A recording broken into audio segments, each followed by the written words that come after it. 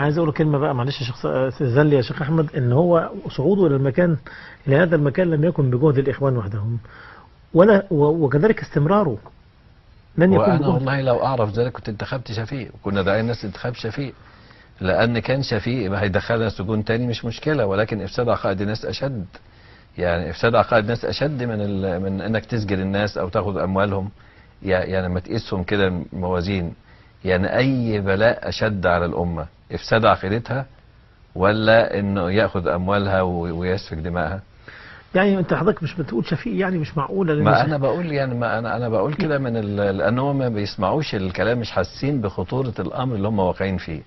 يعني فانا بقول لهم احنا فعلا لو عارفين ان الدكتور مرسي اللي قال لنا الشيعة خط احمر، وقال على جثتي والاحمر باخضر دلوقتي، ولا على جثته ولا حاجه، اتفاقات وبيع لعقيده الامه واحياء لشرك المشاهد والقبور فنقول ان احنا يعني دي طبعا خيانه للعهد، وخيانه للامه، وخيانه لعقيده الامه. نعم. و و وأنا أقول إن ما يحدث اليوم أشد جرما مما حدث في عهد حسني مبارك.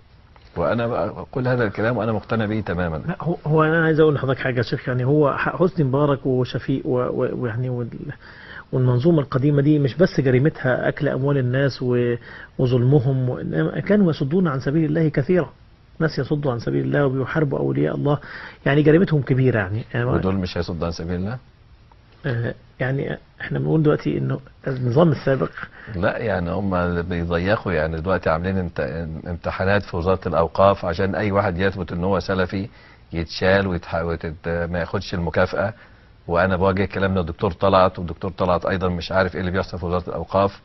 وامتحانات في أول الشهر اللي هو بدأ ده، من أجل واحد كفء جدا وخاتم القرآن يتشال، وواحد حافظه 3 4 أجزاء يبقى، لأن بيتبين من الكلام ده إخوان وده مش إخوان.